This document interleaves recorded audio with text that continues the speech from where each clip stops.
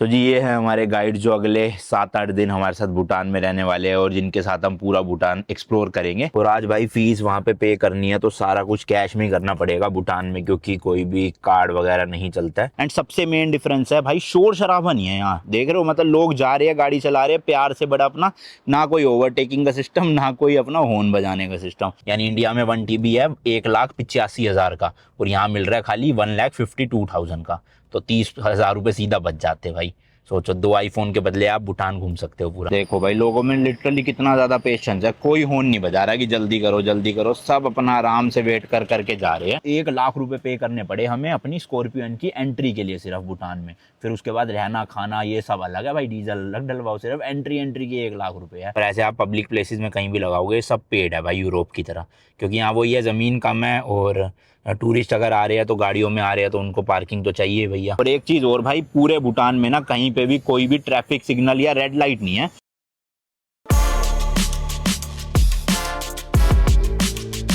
चलो जी, सबसे पहले तो हम जा रहे हैं यहाँ पे फेमस सस्पेंशन ब्रिज है वो देखने के लिए, उसके बाद फिर टाउन में जाएंगे, आपको फुनसुलिंग शहर घुमाते हैं थोड़ा बहुत, और एक मोनेस्ट्री भी है वो देखते हैं। तो आज ही अगर अंधेरा नहीं हुआ तो चले जाएंगे, वरना कल सुबह जाएंगे। और थोड़ा सा मैं आपको समझा भी दूं, आज हम इमिग्रेशन नहीं कर रहे हैं, उसके पीछे रीज़न ये है कि अगर आज ही हमने इमिग्रेशन कर ली तो आज से ही हमें वो HDF वाली फीस भी पे करनी पड़ेगी, ग्रीन टैक्स भी पे करना पड़ेगा और गाइड भी लेना पड़ेगा, जिसकी वजह से हमारे आज के 8-9 हज़ार रुपये वेस्ट हो जाएंगे। क्योंकि अगर हम वो सब नहीं करते तो आज हम फ्री में घूम सकते हैं फुनसुलिंग, तो क्योंकि निकलना तो हमें थिम्पू के लिए कल ही है ऑब्वियसली, तो इसलिए आज इमिग्रेशन वगैरह ना करके कल सुबह इमिग्रेशन करेंगे 7:30-8 बजे।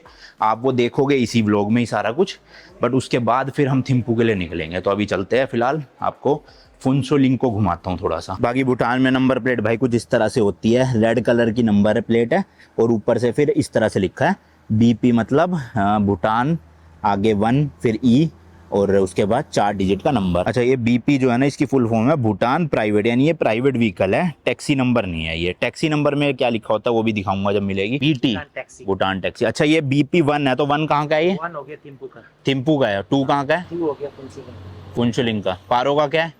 पारो का भी 1 ही है। 1 ही है। तो अगर BP 1 देखोगे तो मतलब थिम्पू की गाड़ी है, और 2 देखोगे तो फुनसुलिंग की गाड़ी है। तो ये वहाँ से आई है डिश। हाँ, जैसे हमारा HR है हरियाणा, 26 है तो गुड़गांव का है वो। और यहाँ पे RBP लिखा होगा तो रॉयल भूटान पुलिस। RBP। अच्छा, RBG लिखा होता है रॉयल बॉडीगार्ड का है। ओ RGB। RBG है भाई, रॉयल बॉडीगार्ड, मतलब जो, और येलो कलर में BG लिखा होता है भूटान गवर्नमेंट। भूटान गवर्नमेंट। ये बॉडीगार्ड जो है वो किनके, जो किंग है उनका, रॉयल फैमिली। अच्छा, क्या रॉयल है उधर? अच्छा चलो दिखाते हैं भाई आपको BG वाली, वो वाली ग्रीन। तो ग्रीन मतलब इलेक्ट्रिक है वैसे, बाकी इलेक्ट्रिक गाड़ियां भी है भाई यहाँ पे देखो Hyundai की। तो ये ग्रीन कलर की नंबर प्लेट सेम इंडिया जैसा, और BG मतलब भूटान गवर्नमेंट, मतलब गवर्नमेंट के कोई होंगे उन्हीं की गाड़ी है ये। तो इस तरह से नंबर प्लेट सिस्टम चलते हैं। बाकी ये भाई भूटान का नेशनल फ्लैग है। अभी फिलहाल थोड़ा सा वो है, मतलब हवा नहीं चल रही तो ढंग से होगा नहीं, बट इसमें आपको ना एक बीच में क्या बोलते हैं उसे, ड्रैगन का सिंबल है ना, ड्रैगन का सिंबल आपको देखने को मिलेगा। तो जिस थिम्पू या पारो में अगर अच्छे से लहराता वो दिखेगा ना, वहाँ दिखाऊंगा आपको प्रॉपर। तो ये जो सामने वाली बिल्डिंग है ना, ये यहाँ के घर है, मतलब अपार्टमेंट्स बने हुए हैं। तो जितने भी आप घर देखोगे ना सेम डिज़ाइन मिलेगा आपको विंडोज़ का, इसी तरह का वुडन वाली। तो आप यहाँ पे वो UPVC या उस टाइप की ज़्यादा नहीं लगवा सकते, इसी तरह का थीम आपको देना पड़ेगा। बाकी ब्रांड्स तो आपको लगभग सारे देखने को मिल जाएंगे, जैसे Hyundai की भी है, सुजुकी की भी है। वहाँ पे Hyundai वो देखो भाई, महिंद्रा की है गेटवे, अब इंडिया में नहीं चलती, पहले आती थी। और टोयोटा की काफ़ी गाड़ियाँ मिलेगी आपको, लैंड क्रूज़र भी है यहाँ पे लोगों के पास, ये देखो किया भी है, और इसके अलावा फॉर्चुनर दिखी थी मुझे। तो ऑलमोस्ट सारी गाड़ियाँ मिलेगी, बट अगेन ये सारी गाड़ियाँ भाई इंपोर्टेड है, इंडिया या कुछ बाहर की कंट्री से भी होती है लैंड क्रूज़र वगैरह। और वैसे तो पहले भैया बता रहे थे कि कस्टम ड्यूटी ना यहाँ पे कुछ नहीं थी इंपोर्ट की, मतलब जितने की थी उतने की पड़ती थी गाड़ी, बट अब 100% कस्टम ड्यूटी डल चुकी है। जैसे मान लो 20 लाख की गाड़ी है तो यहाँ पे आके वो 40 लाख रुपए की पड़ेगी भूटान वाले लोगों के लिए, जो कि भाई मतलब इंडिया में ही पहले ही महंगी लगती है हमें तो इतनी ज़्यादा, ऊपर से यहाँ आने के बाद और महंगी। अब मुझे ये नहीं पता कि जैसे इंडिया में मान लो फॉर्च्यूनर 50 लाख की है तो उस पर ना इतना सारा GST वैट वगैरह ये सब बहुत होता है, तो वो सब हटाने के बाद यहाँ इंपोर्ट होती है, या फिर 50 लाख का ही डबल हो जाएगा 1 करोड़। तो वो कोई फॉर्च्यूनर वाले अगर ओनर हमें मिलेंगे तो उनसे पूछेंगे कि यहाँ पे एग्जैक्ट रेट कितने का पड़ रहा है। ओ भाई सब ये देखो भाई कितनी पुरानी गाड़ी है। ये क्या रेलिंग वाला, रेलिंग? अच्छा, हाँ भाई, जो रेलिंग पे लगाते हैं ना वो लट्टू सा, वही लगा रखा है इन्होंने भाई। बट ये है भाई, जैसी जय गांव से यहाँ पे फुनसुलिंग एंटर हुए ना, मतलब इतना चेंज दिखाना हमें। एक तो पहाड़ पहाड़ दिख रहे हैं हर तरफ, ऊपर से भाई ग्रीनरी प्रॉपर, एंड सबसे मेन डिफरेंस है भाई शोर शराबा नहीं है यहाँ, देख रहे हो, मतलब लोग जा रहे हैं, गाड़ी चला रहे हैं प्यार से, बड़ा अपना, ना कोई ओवरटेकिंग का सिस्टम, ना कोई अपना हॉर्न बजाने का सिस्टम, बिल्कुल शांति है भाई। तो अगर आप वेस्ट बंगाल में या बिहार में कहीं पे भी रहते हो और एक दिन के लिए ऐसे ही घूमने आना चाहते हो तो फुनसुलिंग आओ, 100% रिकमेंडेड है। कोई भी चार्ज नहीं लगेगा, एक दिन के लिए आओगे खाली और थोड़ा शांति में बिता के जाओ। और ये भी कर सकते हो आप, जैसे फुनसुलिंग आए, 24 घंटे पूरे हुए तो वापस इंडिया गए, फिर अपना एंट्री ले ली 10 मिनट में, तो आपको 24 घंटे और मिल जाएंगे। बट हाँ ये है, थिम्पू पारो नहीं जा पाओगे। पर अगर नहीं खर्चने पैसे तो भाई फुनसुलिंग ही आ जाओ, भूटान का भूटान नाम तो हो जाएगा कि यहाँ आए थे दूसरे देश।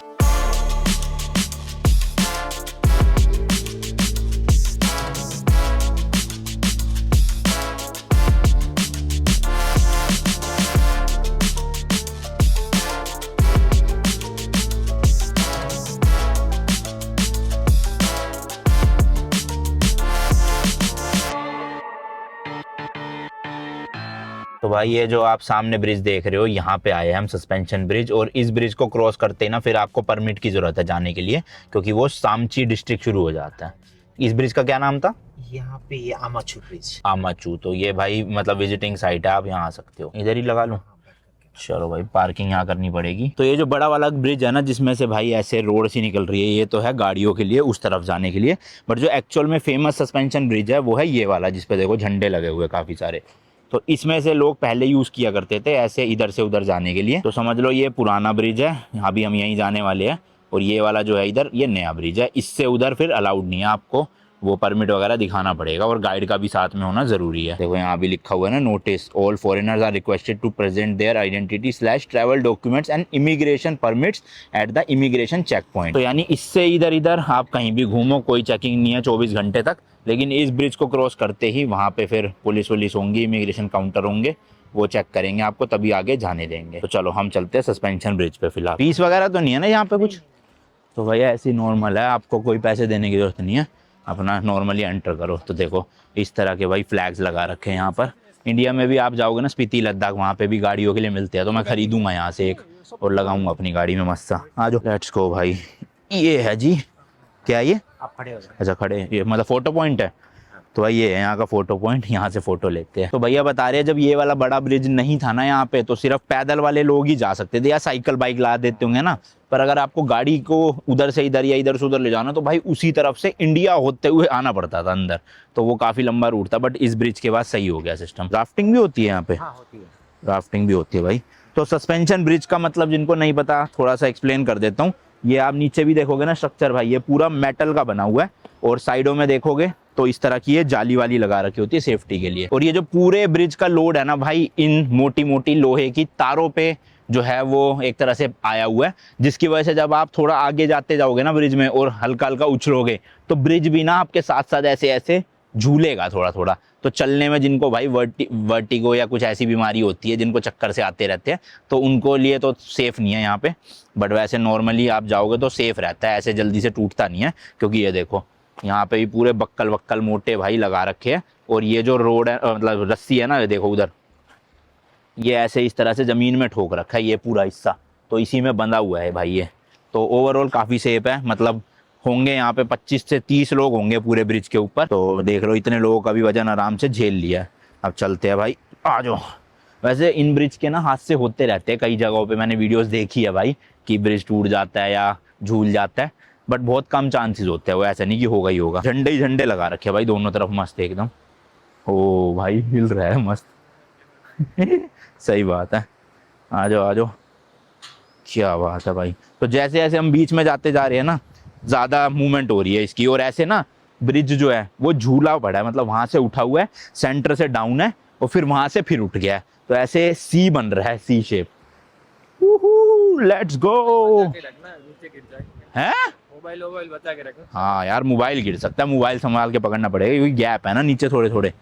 आ जाओ आ जाओ आ जाओ। बाकी भाई सब पानी देखना क्या मस्त लग रहा है, ओए होए, हरा हरा सा ना यार वीडियो में। और इस जो रिवर है, इसका रिवर का नाम है आमाचू रिवर, एंड इसी रिवर के नाम पे ही इस ब्रिज का नाम भी पड़ा है, इसका भी और इसका भी, आमाचू सस्पेंशन ब्रिज। तो इस तरह से भाई पानी बह रहा है यहाँ पे। तो कल चलो है भाई अच्छा खासा पानी, इधर थोड़ा सूखा पड़ा है लेकिन वहाँ से प्रॉपर फ्लो है, ये देखो पानी का। एंड ये पूरा ऐसे आगे तक जा रहा है भाई। ये आ कहाँ से रही है रिवर, ये सोर्स पता है इसका? भूटान से ही है, तिब्बत से आ रही है? भूटान से ही है। यहाँ पे तो कुछ ज्यादा हिलने लग गया भाई हवा से, देखना। अरे अरे अरे अरे अरे ओए बस भाई सोहन धीरे चलो, क्या कर रहे हो? ओ भाई साहब, अरे भाई देखो लिटरली बहुत हिल रहा है यहाँ तो। कैमरामैन नेवर डाई कह रहा कैमरामैन नेवर डाई। कैमरा पकड़ के कूद जाओ, एक काम करो, पता चल जाएगा। पक्का? हाँ भाई बच्चों कहाँ जा रहे हो? What's your name? Jitin. India से भूटान से? भूटान से कौन से शहर से? थिम्पू, पारो। यार तुम्हें अपना शहर ही भूल गए तुम तो, हैं? जाओ जाओ कोई नहीं, एंजॉय एंजॉय योर लाइफ। बच्चे मन के सच्चे। फोन सही में गिर गया ना नीचे तो भाई स्क्रीन तो छोड़ो, फोन का अंजर पंजर भी नहीं बचना, 2 दिन की फुटेज भी जाएगी।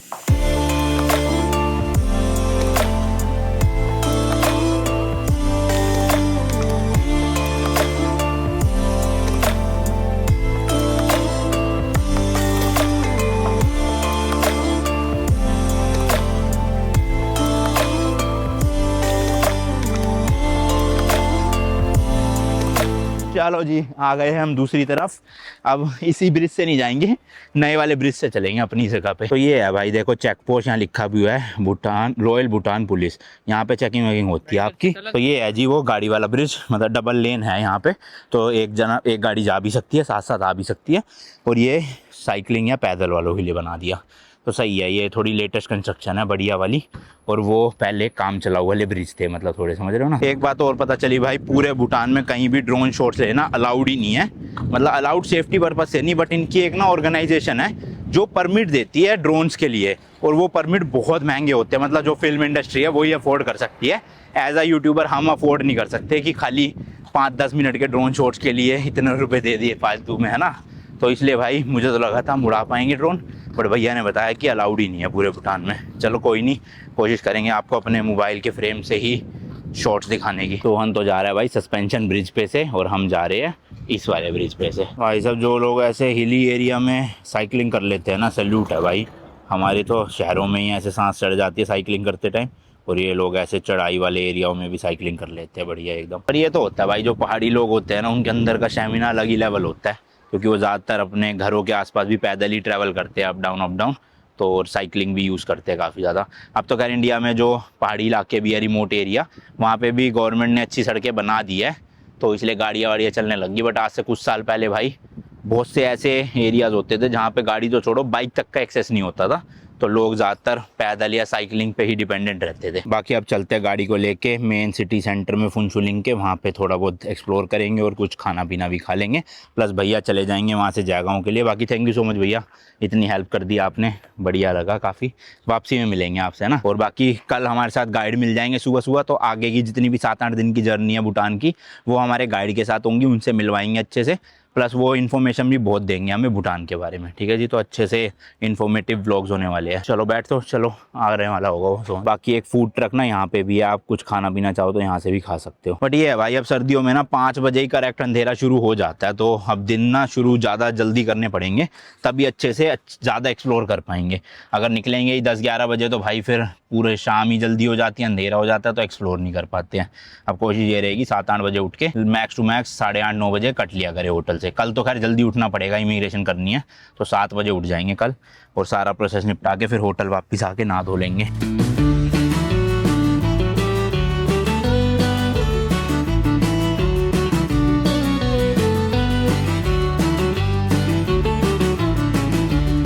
देखो महिंद्रा का भी सर्विस सेंटर भी है यहाँ पे प्रॉपर। और चलो शहर में एंटर कर दिया हमने। अब कहीं पार्किंग ऐसे सेंटर एरिया में लगाएंगे जहाँ से वॉकिंग डिस्टेंस पे सब कुछ हो। और यहाँ पे एक ड्यूटी फ्री भी है, भैया बता रहे हैं कि यहाँ पे एप्पल प्रोडक्ट्स काफ़ी ज़्यादा सस्ते हैं, क्योंकि यहाँ जीएसटी वीएसटी नहीं लगता ना। तो एक बार चलो नज़र मारे आएंगे क्या क्या रेट, अगर नए वाले एयरपोर्ट्स मिल रहे होंगे तो शायद से ले लूँ मैं, अगर होगा 5-6 हज़ार रुपये का फ़र्क। तो बाकी इतना फ़र्क नहीं हुआ तो फिर इंडिया से ही लेंगे जाके, क्योंकि एप्पल प्रोडक्ट्स का अच्छी बात ये है कि आप वर्ल्ड में कहीं भी लो वारंटी आप कहीं भी क्लेम कर सकते हो। जैसे यहाँ से ले जाके मैं इंडिया में भी क्लेम कर सकता हूँ वारंटी, तो अगर मिल रहे होंगे सस्ते एयरपोर्ट्स तो ले ही लेंगे यहाँ से। आईफोन मैंने गलती कर दी भाई, अभी अभी आईफोन 16 प्रो मैक्स लेके, मुझे पता होता भूटान में ना 30-35 हज़ार रुपये सस्ता है। यानी इंडिया में 1 TB है 1,85,000 का, और यहाँ मिल रहा है खाली 1,52,000 का। तो 30,000 रुपये सीधा बच जाते भाई। सोचो 2 आईफोन के बदले आप भूटान घूम सकते हो पूरा। तो ये भी अच्छी चीज़ है, दुबई जाने से अच्छा आप भूटान आ जाओ और आईफोन ले लो 2, और उन पैसों से भूटान घूम लो अपना मस्त। और फुनसुलिंग जो है ना भाई, वो पूरे भूटान की सेकंड बिगेस्ट सिटी है। फर्स्ट नंबर पे तो थिम्पू आती है जो इनकी कैपिटल सिटी भी है, फिर सेकंड में ये फुनसुलिंग, और थर्ड पे फिर पारो आती है। तो पूरे भूटान की जो मेन पॉपुलेशन है ना वो 3 ही सिटीज़ में है। ये देखो भाई कुछ इस तरह की गलियाँ है यहाँ पे फुनसुलिंग में। और अभी एक टायर पंचर वाले भी ढूंढने पड़ेंगे क्योंकि इसका प्रेशर ना बार बार लो हो रहा है, तो मुझे लग रहा है उस वाले टायर में पंचर ही होगा। तो कल संडे है भैया, कह रहे बंद होगा सब कुछ, तो इसलिए आज ही लगवा लो तो ज़्यादा बेटर है। हमने जो होटल लिया है ना वो मेन सिटी से थोड़ा सा मतलब 2-2.5 किलोमीटर बाहर की तरफ है, तो वहाँ पे थोड़ी शांति है। और यहाँ पे अगर आप लेना चाहो तो होटल्स तो यहाँ भी काफ़ी सारे हैं, तो चहल पहल के बीच में भी आप ले सकते हो, मर्जी है। तो ये देखो भाई BT नंबर भी दिख गया हमें, येलो कलर की प्लेट होएगी और भूटान टैक्सी, और 2 का मतलब है फुनचुलिंग की है ये गाड़ी। तो चलो अब यहीं कहीं लगानी है भाई पार्किंग।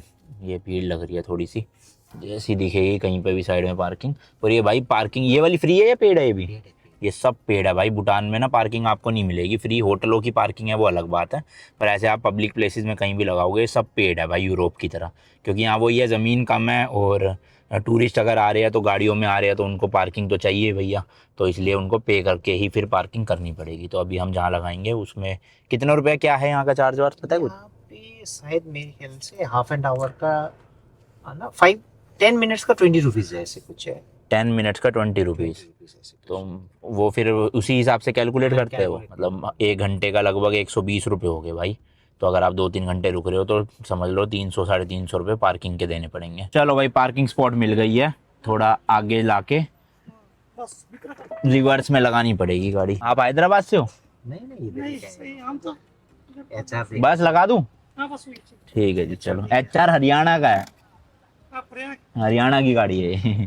भैया कह रहे HR मतलब हैदराबाद की गाड़ी, मैंने कहा हैदराबाद नहीं हरियाणा की। देखो भाई लोगों में लिटरली कितना ज़्यादा पेशेंस है, कोई हॉर्न नहीं बजा रहा कि जल्दी करो जल्दी करो, सब अपना आराम से वेट कर करके जा रहे हैं। तो ऐसा होना चाहिए भाई सिस्टम। हाँ ये मानता हूँ मैं, चलो पॉपुलेशन कम है इस देश की इसलिए। और ये अपनी सामने गाड़ी खड़ी कर दी है। एंड साफ़ सफाई भी देखोगे ना भाई, प्रॉपर सफाई दिखेगी आपको, हर जगह कूड़ा जो है वो डस्टबिन में है, और सफाई भी साथ साथ होती जा रही है।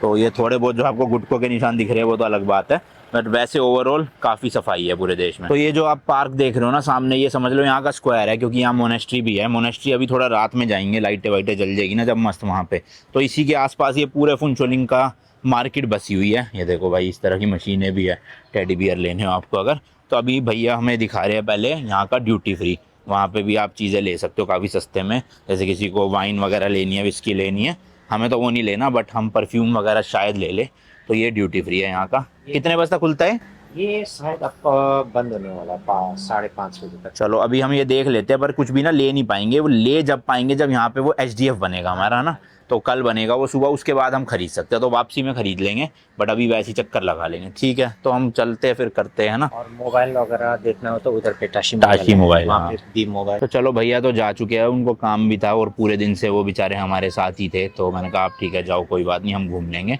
अब ये यहाँ से पूरा चक्कर मारते हुए वापस अपना घूम फिर के गाड़ी के यहाँ आएंगे, तो देखते हैं क्या क्या है यहाँ। ये देखो भाई पेंट भी मिल रहा है यहाँ पे, और बिजली का भी सामान मिल रहा है, बट ये अगेन सब इम्पोर्टेड है भाई बाहर से, तो आपको पैसा ज़्यादा खर्चना पड़ेगा भूटान में अगर रहते हो आप। स्टेशनरी की शॉप है यहाँ की पूरी। ये मेन चौराहा आ गया यहाँ का, वो सामने देखो भारत पेट्रोलियम, अगर फ्यूल वगैरह डलवाना है अभी हमें ज़रूरत है नहीं।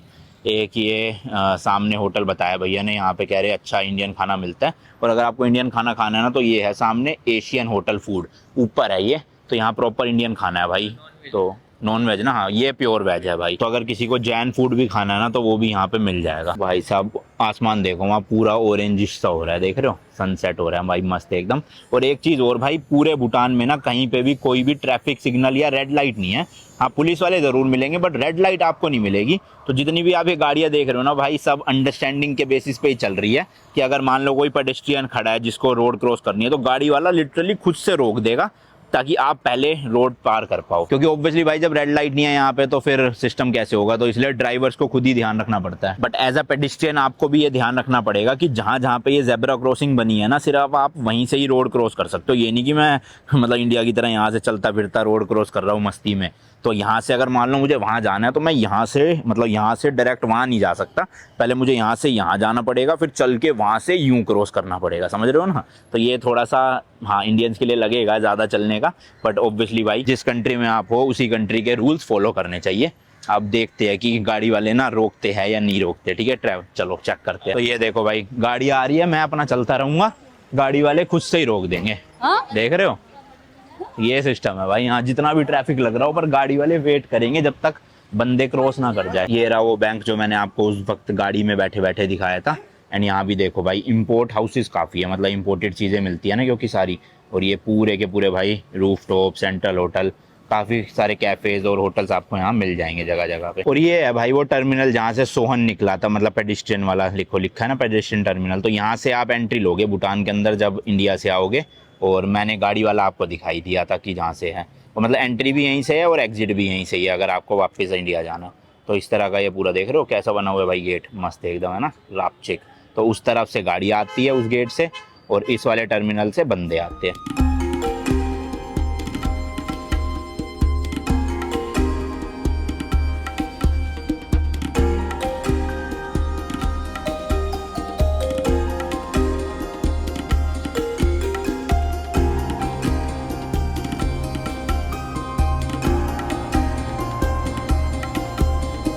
तो भाई हमें तो पता था कि भूटान में एटीएम नहीं है, पर यहाँ एटीएम तो दिख रहा है। पर मुझे लग रहा है इंडियन कार्ड नहीं चलेंगे इसमें, सिर्फ और सिर्फ यहाँ के जो है ना भूटान नेशनल बैंक के कार्ड वो चलेंगे। बट आज की तो हमारी लिमिट ही खत्म होगी कार्ड की, कल चेक करेंगे इसमें से निकलते हैं कि नहीं निकलते। बट भैया बता रहे तो नहीं निकलते होंगे भाई। तो अब जा रहे हैं भाई वो सामने है ना किजोम कैफ़े, काफ़ी फेमस कैफ़े है। यहाँ पे आप पेस्ट्री वगैरह या इस तरह का कुछ खा सकते हो। प्लस सोहन को भी सुस्सू आ रहा था, आओ सुस्सू करवा के लाऊं तुम्हें। भूटान में सुस्सू करना चाहता है सोहन आते ही। क्या ऐसे हो, क्या है सच बात बता रहा हूँ मैं तो। सब बातें बतानी जरूरी है। ये सब बात है, सुस्सू तो नेचुरल चीज है, सब लोग करते हैं, उसमें बताने में क्या है। ये कहाँ जा रहे हो? वो है उधर जेब्रा। ओ भाई सब ये कौन सी वैगनआर है, पहली बार देख रहा हूँ। चलो सोहन को तो मिल गया कार्यक्रम करने के लिए, जाओ।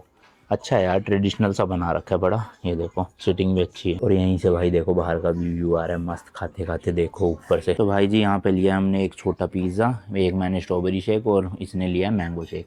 अब ये रियल स्ट्रॉबेरीज और रियल मैंगो वाला तो नहीं होगा शेक, फ्लेवर वाला ही होगा ऑब्वियसली। बट ठीक है अभी खा लेते हैं, डिनर फिर हैवी कर लेंगे आज। तो भाई ये है यहाँ का बुद्धिस्ट टेम्पल या फिर मोनेस्ट्री, जहाँ पे शाम को आके ना लोग प्रेयर करते हैं। तो लाइट्स वगैरह देखो जल चुकी है मस्त एकदम। थोड़ा सा एक्सप्लोर करते हैं और आप भी जरा सिनेमैटिक एंजॉय करो। बूम।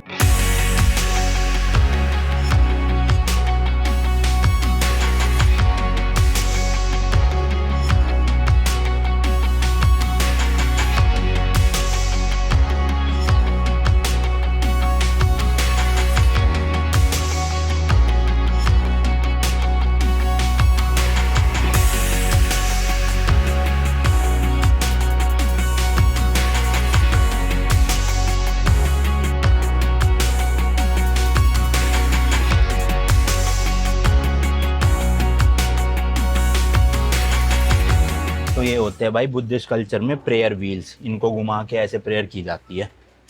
अपने इंडिया में भी है काफ़ी सारी मोनेस्ट्रीज, आप जा सकते हो वहाँ पे भी सेम है। जैसे मैक्लोडगंज में है और अपना इधर की साइड काफ़ी है, लद्दाख वगैरह में, लद्दाख स्पीति में। ये इस तरह का बड़ा व्हील है भाई, ये तिब्बत में भी था ऐसे ही एक दो जगह पे, तो वहाँ पे भी हमने करा था इसको। ये तो और बड़ा है भाई, सब देखना कितना ह्यूज है। होए चलो आओ। अरे बच्चा पार्टी क्या कर रहे हो, गिर जाओगे। भाई हर देश के शैतान होते हैं, कहीं चले जाओ, हैं चुल रहती है इनके अंदर। चलो भाई निकलने का टाइम आ गया है, पार्किंग के देखते हैं कितने लगे। कितने रुपए घंटा है भैया यहाँ पे?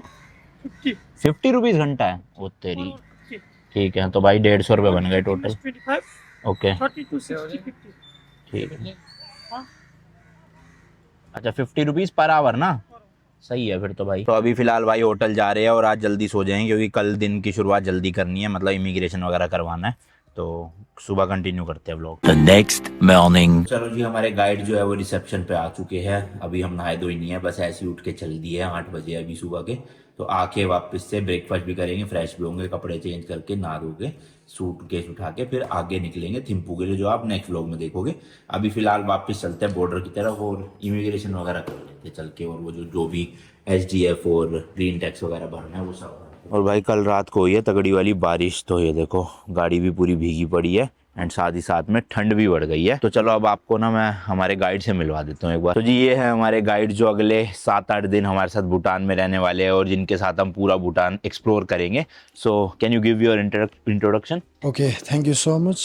First of all, I would like to thank you for coming in our country. I have studied about you. I knew about you. Oh, okay. Just 2 to 3 days back. You are a great blogger, come YouTuber, and my name is Kunzang Tenzin. I'm a culture guide in Bhutan. So I usually used to take all the guests and explore the culture heritage of Bhutan and even the foods and everything. Okay. So thank you so much. So do you understand Hindi?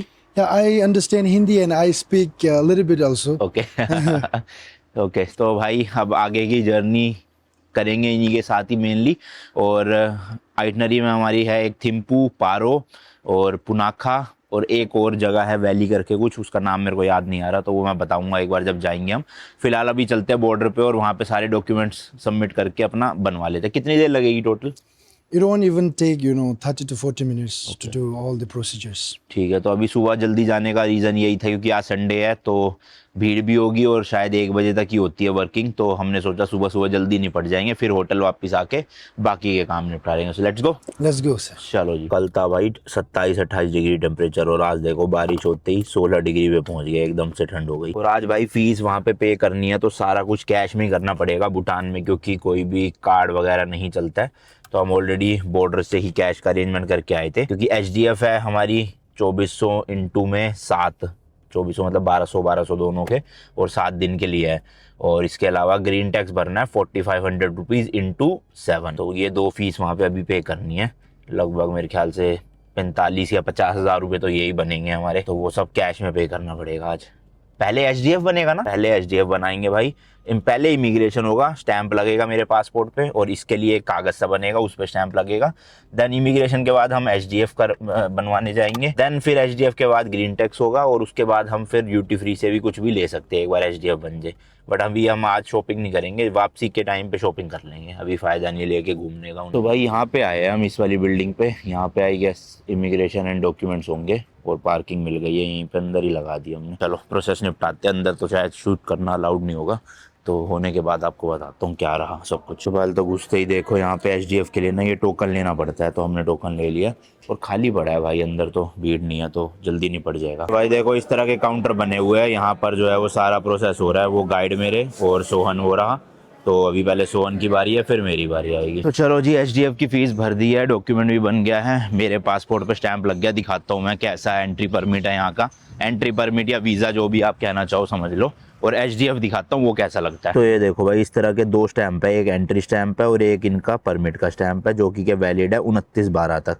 तो हमने जो itinerary दी है exact उसी दिन के हिसाब से बना के दिया है, और इसको हम एक्सटेंड करवा सकते हैं वैसे तो थिम्पू से, बट ज़रूरत पड़ेगी नहीं, हो जाएगा अपना काम इसमें। एंड ये देखो भाई इस तरह का बनता है SDF, यहाँ मनी रिसिप्ट है। तो 7 नाइट्स का जो है वो हमारा स्टे होने वाला है, तो इसलिए 8400 रुपीज़ पर पर्सन लगा है। तो दोनों लोगों का हुआ है, सोहन का भी मेरा भी। अब मेरा तो स्टैंप जैसे लग गया पासपोर्ट पे, बट सोहन के पास पासपोर्ट नहीं था, तो इसका देखो इस तरह का एंट्री परमिट बना है, और इसमें जो है वो स्टैंप मार के दिया गया है। तो इसको संभाल के रखना पड़ेगा, मतलब समझ लो जितना ज़रूरी पासपोर्ट है ना इस ट्रिप में, उतना ही ज़रूरी सोहन के लिए डॉक्यूमेंट है, क्योंकि एक हो गया तो फिर दिक्कत हो जाएगी, तो इसलिए सब कुछ अच्छे से रखेंगे। नाउ अब कहाँ पे जाना है? RSJ for the vehicle. वो उधर है बॉर्डर के पास या इधर ही कहीं है? इधर जाना पड़ता अच्छा ठीक है, चलो भाई अब ट्रांसपोर्ट के लिए मतलब इसके ग्रीन टैक्स के लिए चलना है वहाँ पे। तो 16,800 रुपये यहाँ पे लग चुके हैं। काम लिटरली 10-15 मिनट में ही हो गया, क्योंकि ऑब्वियसली आपके साथ गाइड है तो वही करवा देते हैं, आपको तो बस बैठे हैं और अपनी फ़ोटो क्लिक करवानी है अंदर जाके। सेम जैसे हमारे तिब्बत में एंट्री के टाइम पे हमारे जो गाइड थे वहाँ के, उन्होंने ही सब कुछ करवा दिया था वहाँ पे, हमें नहीं करवाने की ज़रूरत पड़ती कुछ भी। और वैसे भी अब भूटान में तो रूल है कि गाइड होना ही चाहिए, तो ऑब्वियसली वैसे भी कोई चॉइस है नहीं आपके पास, तो आपके डॉक्यूमेंट्स ज़्यादातर हो ही जाएंगे सारे क्लियर खुद से। कितना दूर है यहाँ से वो? It won't take even 5 to 6 minutes. Okay चलो, तो बॉर्डर की तरफ नहीं जाना, इधर ऑपोजिट साइड जाना है हमको, वहाँ पे है वो ट्रांसपोर्ट ऑफिस है, वो जी। Transport office.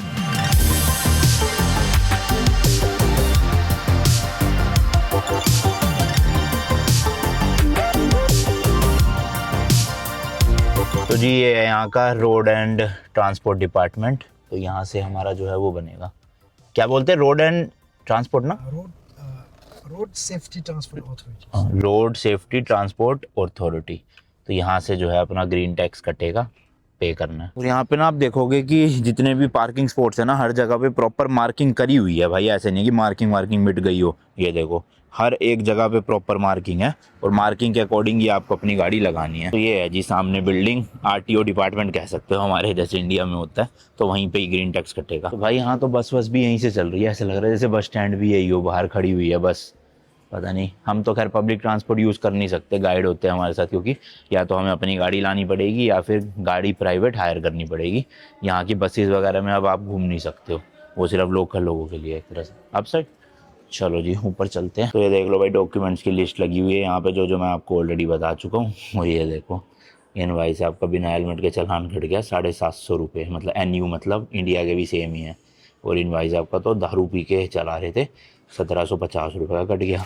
यहाँ तो भाई एक ही बिल्डिंग के अंदर सब कुछ है, देखो ड्राइविंग स्कूल भी है, सामने नंबर प्लेट्स का भी है, ठीक है, और कोर्सेज वगैरह भी करवाते हैं ये, बाकी RTO वगैरह भी यहीं कटता है। तो एक ही बिल्डिंग में सब कर दिया इन्होंने जुगाड़ घुसा के। पर लोग भाई काफ़ी अच्छे हैं, मतलब आप हमारे गाइड ही देख लो कितने सॉफ्ट स्पोकन है, मतलब थोड़े तहजीब से बात करते हैं लोग यहाँ के। और ड्राइविंग का तो मैंने आपको दिखाई दिया कि कितना बढ़िया है ड्राइविंग का सीन यहाँ पे, मतलब ना हॉर्न बजाना, ना ओवरटेक करना फालतू का, ना चिक चिक बाजी, समझ रहे हो ना, मज़े आते हैं ऐसी कंट्रीज़ में ड्राइव करने के। तो भाई जो ऑफिसर बनाते हैं ये कार का परमिट, वो अभी तक आए नहीं है, तो उनका नंबर दिया है यहाँ के गार्ड ने। हमारे गाइड जो है वो पूछ रहे हैं लेट्स सी आएंगे कि नहीं आएंगे, अगर वो आए नहीं तो भाई पोपट हो जाएगा, आज का दिन भी वेस्ट चला जाएगा, और जो HDF की फ़ीस भरी है एक दिन की वो भी वेस्ट जाएगी।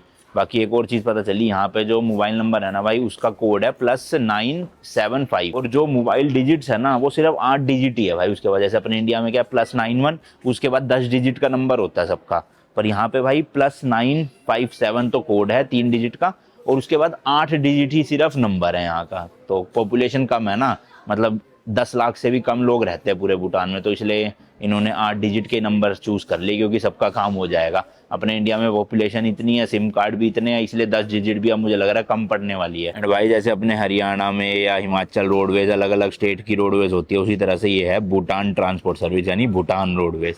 तो इस तरह की बसेज होती है इनकी, वाइट एंड ब्लू स्ट्राइप्स के साथ। तो ये जा रही है भाई भूटान टू कोलकाता। ओ भाई साहब देख रहे हो, royal government of Bhutan undertaking, number ये फुनसुलिंग का ही है BP2, बट ये भाई यहाँ से कोलकाता जाएगी यार, सही है। तो जी अभी वो ऑफिसर आएंगे 30 मिनट बाद, इसलिए अभी हम जा रहे हैं फिलहाल सिम कार्ड खरीदने के लिए। पास में ही दुकान है, सिम कार्ड लेंगे, एक्टिवेट वगैरह होएगी, एक ही सिम कार्ड ले लेंगे। अगर प्लान्स वगैरह सही हुए तो देखते हैं, वरना फिर मैं एयरटेल वाला रिचार्ज करवा लूँगा, अगर वही रेट पड़ रहा होगा तो सेम, मतलब इंडिया का नंबर वाला। तो चलते हैं फटाफट से सिम कार्ड लेते हैं। यहाँ फुनसुलिंग में ना कुछ इंडियंस भी आते हैं भाई रेगुलर बेसिस पे काम करने के लिए, मतलब वो सुबह आते हैं और रात को फिर चले जाते हैं जयगांव, मतलब वही 24 घंटे वाला परमिट का यूज़ करके। तो मतलब यहाँ पे लोग जॉब कर रहे हैं इंडिया साइड से भी कई, और वैसे लॉन्ग वर्क वीज़ा भी यहाँ पे बन ही जाता है अगर कोई मतलब लंबे टाइम के लिए आते, क्योंकि ज़्यादातर यहाँ पे जो लेबर और कॉन्ट्रैक्टर मिस्त्री होते हैं वो सब इंडिया के होते हैं। एक और चीज़ भाई, भूटान में ना ऐसा कोई रूल नहीं है कि आपको सीट बेल्ट लगाना ज़रूरी है, मतलब कोई चलान वलान नहीं होगा यहाँ पे, मतलब सीट बेल्ट ना पहनो यहाँ पे, तो ये बोल देते हैं।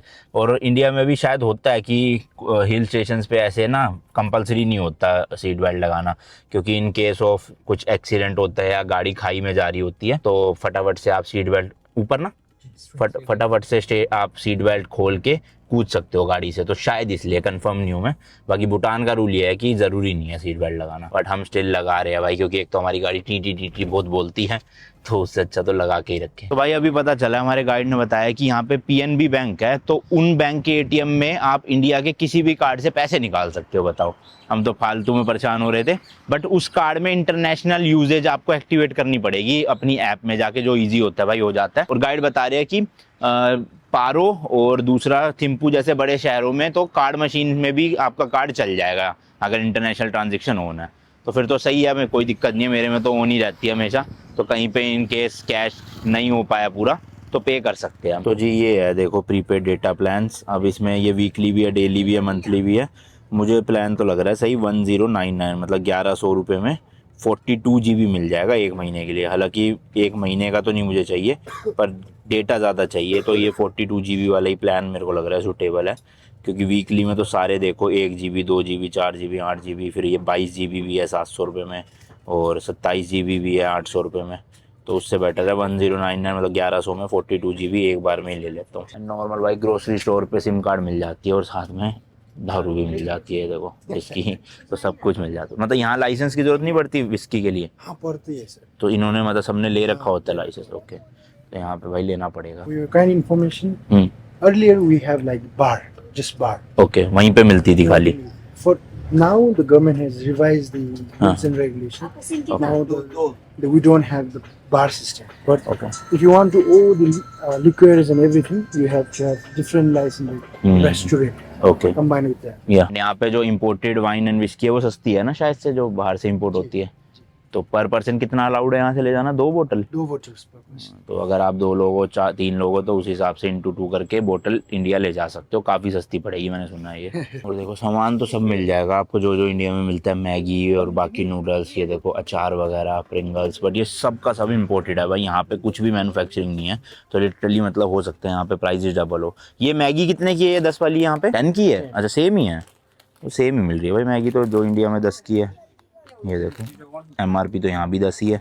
सही है भाई, मेरे को तो लगा ज़्यादा मिलेगी इम्पोर्ट ड्यूटी की वजह से, बट सेम ही है फिर तो भाई ये है ADHI कंपनी करके, जो यहाँ पे टूरिस्ट सिम मिलती है। और ये 150 रुपये की सिम है जिसमें 100 रुपये का टॉक टाइम मिलेगा, जिससे आप इंडिया भी कॉल कर सकते हो। और फिर इसके बाद वो 1099 का रिचार्ज कराना पड़ेगा, यानी टोटल की 1250 रुपीज़ का पड़ रहा है हमें 42 GB डेटा और 100 मिनट की कॉलिंग। बाकी करेंसी इंडियन भी चल जाती है, जैसे कि मैंने आपको बताया, तो आप इंडियन रुपीज़ भी पे कर सकते हो यहाँ पे। चलो जी, सिम कार्ड तो ले लिया, एक्टिवेट भी हो गई, डेटा भी आ गया। यहाँ पे 5G नहीं है, 4G चलेगा। और वो कह रहे थे अगर 5G एक्टिवेट करना है तो टेलीकॉम में कॉल करना पड़ेगा, पर ठीक है यार 4G में इतनी अगर मतलब स्पीड आई जाएगी तो फिर कोई दिक्कत नहीं है।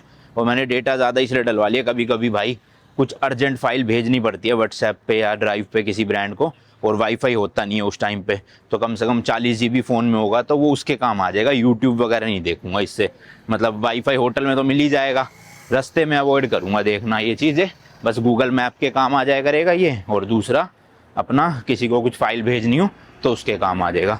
तो अब चलते हैं वापस से, 30 मिनट ऑलमोस्ट हो ही गए हैं। होपफुली अभी बन जाए तो फिर होटल जाके ब्रेकफास्ट करके निकलेंगे अब जल्दी जल्दी। और भाई ये जो लिकर शॉप है ना, अगर आप बार खोलते हो अपना तो 15,000 रुपये फीस है सिर्फ साल की लाइसेंस लेने की। और अगर ग्रोसरी स्टोर जैसे अभी हम जहाँ पे गए थे वहीं पे ही अगर आपको लाइसेंस चाहिए बेचने का, पिलाने का नहीं, क्योंकि बार और पब में तो आप पिला भी सकते हो बिठा के, लेकिन ग्रोसरी स्टोर पे आप सिर्फ बेच सकते हो, तो वहाँ का लाइसेंस ईयरली सिर्फ 7,000 रुपये का भाई। मतलब इतने सस्ते लाइसेंस है। और इंडिया में देखो भाई, मतलब मुझे एग्जैक्ट तो नहीं पता, पर हाँ अच्छे खासे पैसे लग जाते हैं लाखों में लाइसेंस लेने के लिए। वो तो ठेकों के लिए ना, जो उसमें रेस्टोरेंट्स और उसमें पिलाते हैं ये लोग, उसमें शायद लाखों में है। कितने का किसी को पता हो, नॉलेज हो तो कमेंट्स में ज़रा बताना अमाउंट भाई कितना है। और यहाँ देखो सिर्फ 15,000 और ग्रोसरी वालों के लिए 7,000। तो भाई देखो ऊपर LTE आ रहा है, यहाँ पे फुल नेटवर्क है और स्पीड आ रही है 65-66 Mbps डाउनलोडिंग, जो कि क्या अच्छा है। अब अपलोडिंग कितनी है वो तो लैपटॉप में ही पता चलेगा, पर ठीक है डाउनलोडिंग सही आ रही है तो चल जाएगा काम। बस ये नेटवर्क आने चाहिए सब जगह। जैसे कि मैंने बताया था भाई, पार्किंग यहाँ पे ऑलमोस्ट हर जगह पेड ही है, कहीं पे भी फ्री नहीं मिलेगी। तो यहाँ पे भी भाई 40 रुपीज़ पे करने पड़ रहे हैं अब हमें। देख लो मिक्सर 10 का नोट भूटान का, 30 रुपये इंडिया के, सब चल जाते हैं। चलो जी, बन गया है वही 4500 रुपीज़ इंटू 7, 31,500 रुपीज़ पे कर दिए यहाँ पे। और दूसरी चीज़, कुछ थोड़ी सी ब्रीफिंग भी हुई है रूल्स एंड रेगुलेशन को लेके, जो मैं आपको अगली वीडियो में बताऊंगा जब हम यहाँ से थिम्पू तक ट्रैवल करेंगे ना, तो रास्ते में आपको एक एक रूल समझाता चलूँगा, ताकि ड्राइविंग का आपको भी पता हो, हम भी रिकॉल कर ले एक बार। अभी डॉक्यूमेंट कैसा बना है वो दिखाता हूँ, 1 मिनट। तो ये देखो भाई, इस तरह का डॉक्यूमेंट बनता है। Royal government of Bhutan, ministry of infrastructure and transport, गाड़ी का नंबर आ गया, नाम वगैरह आ गया है, मॉडल स्कॉर्पियो गाड़ी है, और वैलिड अप टू 29 दिसंबर 2024। और PAX मतलब कितने पर्सन है गाड़ी में, 3 लोग हैं, हम 2 और एक हमारे गाइड है। होटल निकलते और ये वाले ब्लॉग को ना यहीं तक ही रखते हैं बस।